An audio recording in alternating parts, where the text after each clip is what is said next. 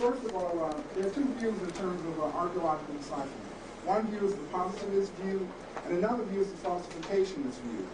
The positivist views archaeological decipherment as a given. We'll find one language, and only that language is the way to interpret that particular ancient inscription. As a result, we find that in the early history of the decipherment of Egyptian, many people felt that Egyptian hieroglyphics were written in Arabic or in Greek, and as a result, these people had a false analogy. Whereas there's another view in terms of archaeological decipherment, which is the falsificationist view. The falsificationist recognizes that there's theory latentness of fact. In other words, we bring our biases whenever we do any type of research. If we have a hypothesis, that hypothesis is often influenced, or our results in terms of archaeological investigation, or educational, scientific, whatever, is dependent upon how we view it, you see. So the falsificationists feel that you can only confirm or disconfirm a theory. And I think this is the best way to look at the decipherment of the Olmec script. First of all, what we have to understand is that the Olmec culture suddenly appears. There's no antecedents to the Olmec culture, according to Tate. And Cole, the leading authority on Olmecs, has made it perfectly clear that the Olmecs suddenly appear in Mesoamerica. As a result, that means that we have to try to maybe take into account the fact that a new race may have arrived in Mexico. Swadesh, a very well-known linguist of Indian languages, he brought the fact that sometime around 1200 BC, there seems to have been some sort of an intervention in Yucatan, in areas where the Olmecs developed. He found through the archaeological evidence that some group separated the Huastecas from the Mayans. Sistel, a French expert on the Olmecs, believes that this intervention was made by the people that we call today the Olmecs. Sahagan, who was a friar, a bishop, in Mexico, he began to collect various traditions of the Indians. These traditions made it clear that people from a foreign land landed at Penocta. And Ishitala Shortchito, he brought up the fact that some people, the Olmecs, landed in eastern Mexico on ships of bark. These are all, in a sense, good hypotheses, but is there any evidence for this? Luckily, archaeologists have found the Izapa stela. This is stela number 5. Among the ancient Mexican traditions, one collected by Landa, mentioned the fact that there was an ancient people that came to Mexico, and they came along 12 roads through the sea. The Izapa stela is very interesting because we find the tree of life. But in addition to the tree of life, we find 12 roots. Could these 12 roots refer to the 12 roads? We also, in a sense, find 6 branches. They may relate to clans. But this is evidence that shows us that somehow the Olmecs, who were related to the people of Izapa, had a tradition that mentioned the fact that they came from somewhere else. This is typified by the fact that they're in a boat, and this boat has waves. Okay. Given the fact that if you're going to look at things from a falsificationist view, then the objective is to do what? To either confirm or disconfirm this theory. Okay, B. Strauss mentioned that the Maya say that they got their writing from the Xitltuctli. Okay. C.H. Brown has made it perfectly clear that although the Maya had writing, they didn't have writing at the breakup of Proto-Maya because the Maya languages began to break up around 2100 BC. But the Maya only began to use writing around 600 BC. This is further confirmation that the Olmecs probably gave writing to the Maya. The Proto-Mayan word for write is Shebe. Shebe is most interesting because of the fact that it may show linkages to another language. Now, in any falsification of the view of decipherment, you have to depend upon those people who have come before you to try to develop the proper paradigm, hypothesis, so that you can relate that to the information. Rafinus, back in 1832, published a very important article. He looked at the Mayan inscriptions that were being recovered at Palenque, and he found that they seemed to appear, when broken down into their constituent parts, to refer to the Libico bird. We find later, in the 1920s, Leo Weiner, he did, in a sense, a discussion about the Tukla inscription.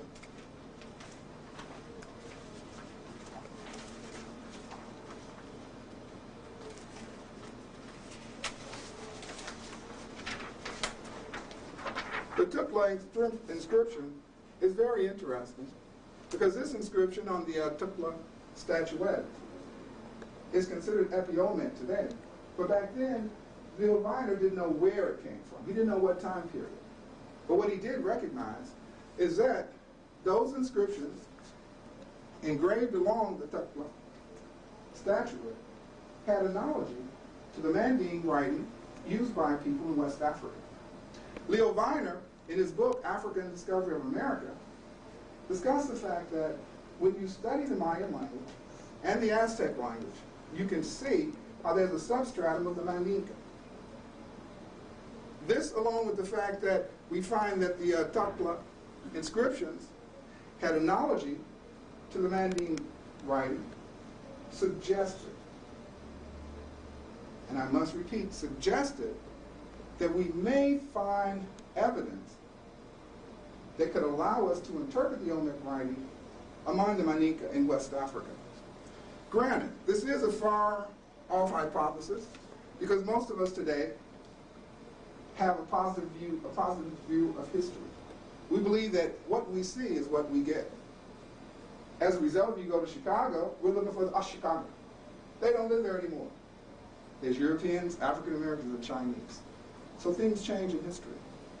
But we find, in a sense, that in using the knowledge of the Mandi writing, I was able to look at some of the inscriptions that are found on the various artifacts that the Olmecs left us that seem to show analogy with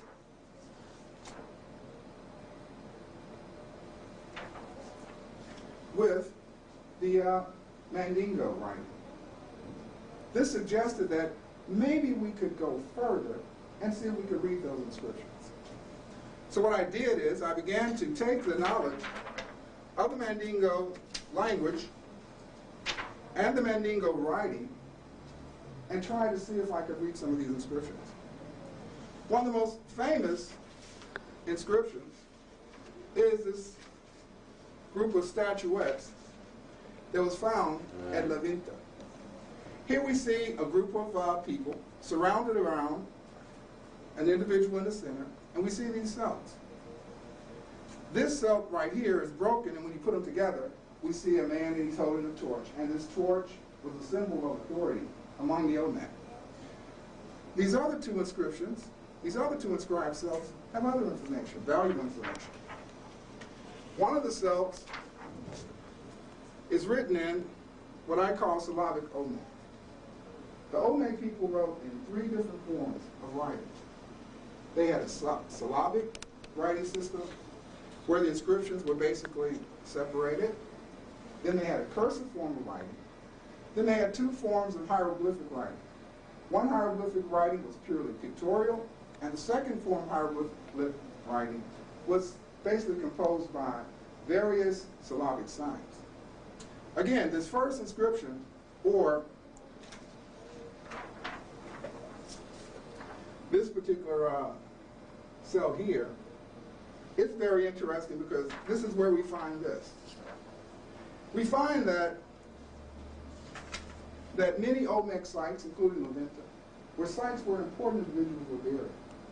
These important individuals, because of their magic-making power, the people felt endowed those burial sites with certain mystical powers. So we find on this inscription, Kegyo Jegelegyo Wambito Hegyo, which interpreted means, here he was faithful to his God, a man of virtue. Hence here his place of rest is an effective talisman, protective shrine for the virtuous. The second inscription is a longer inscription, and it's written in the cursive form of the Olmec script. Here we find that we still see the same syllabic signs. I bring them, I take them in the cell, I put them here, then I break them into their constituent parts. When we break them into their constituent parts, then we can begin to read them. We learn that this individual that was buried in this particular tomb at Levinta was a religious fellow. We find that his name was Pe. And Pe, because of his wonder-making power, because of his ability to perform magical rituals, was interned in this grave, and people probably came to visit him. But again, as I said, this is an example of cursive Olmec writing. Okay, the most popular form of Olmec hieroglyphic writing, again, is the syllabic signs. Here I give a sign that you can find on the Mallorca tablet and also on the Tekla tablet. Okay, most positivists have interpreted this as a pictographical sign, as we know.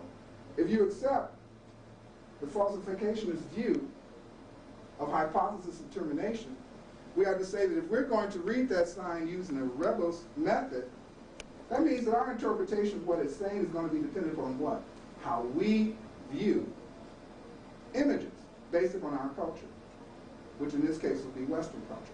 But when we look at it in terms of what it's made up of, it's made up of several signs. Here we see Pe. The two things across the top are Gyo or Gyo. I like to use Gyo because most of the best samples of the Olmec writing were collected by Delafosse. Delafosse, a French colonial administrator in Senegal and other parts of West Africa, also did a dictionary of the Mandinka language. And when I say Mandinka, that means the people who speak the Malinke, Bambara languages of West Africa.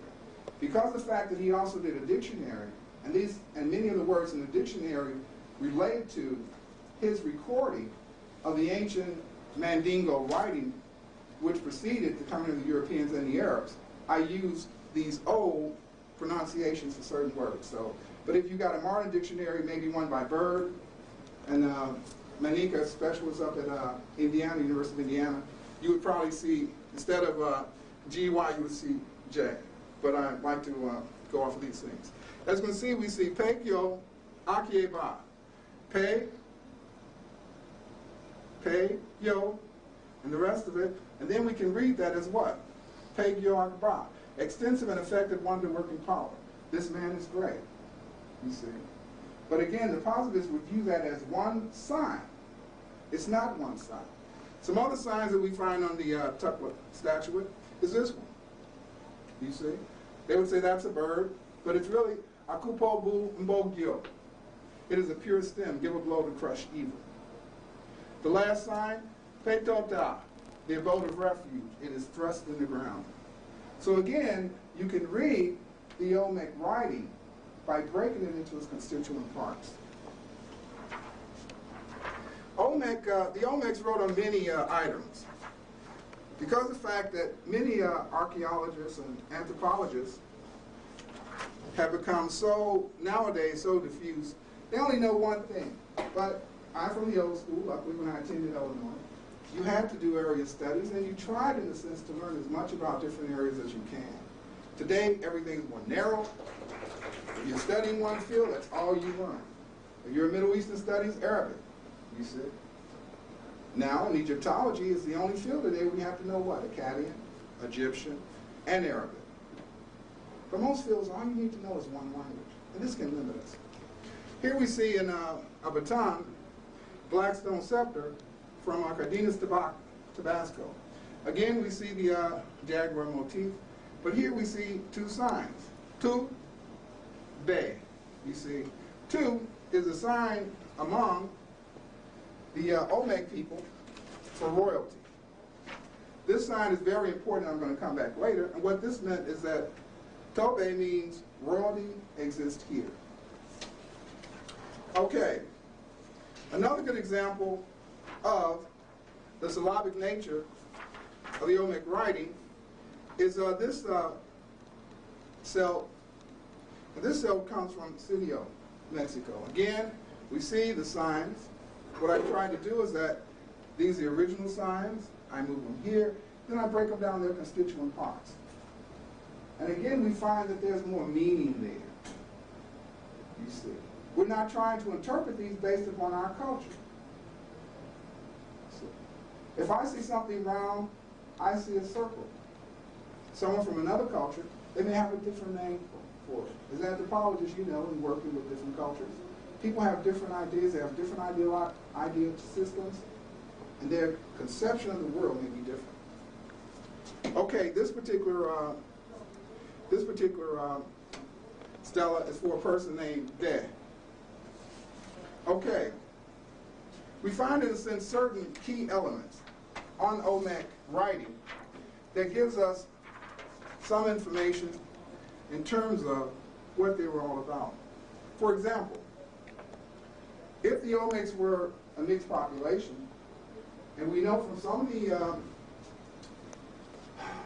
of the examination of skeletons, there is evidence that some of the Olmec were Africans. Not all, but some. So it's interesting that we find on many of the inscriptions this sign B. Okay, this sign is important because it means Imanika, lineage, pure line, ancestor. So this would allow us to interpret that the person in this particular tomb where these things were found was probably from the pure line. This particular inscription is from Cheros. Anybody here has worked in Mexico? Familiar with the archaeology there? Okay, so if you've been here, Dr. Dow, you know that under many of the pre-classic pyramids, we find additional pyramids with the jaguar faces, stucco faces, and things like that. So this can lead to the assumption that the Maya and Scher and Bernard, in their book, they discuss the fact that they believe that some of the ancestors or some of the original people that lived at certain sites may have been Olmec. Okay, so these signs again, but you can break them down. They're in different parts. Okay, but how does this relate to an interpretation of the Mayan writing? Again, we see certain signs. These signs are the Suba sign. The Suba sign is very interesting in terms of Olmec hieroglyphic writing because this sign refers to the fact that they want people to offer libations. Here we have examples from different areas. But a very common sign on Olmec inscriptions is the sign for royalty. And the sign for royalty, it's almost similar to the Shrek that was used in ancient Egypt. We find this sign here. It's almost like a T, 3 down, and this means 2. Again, we find that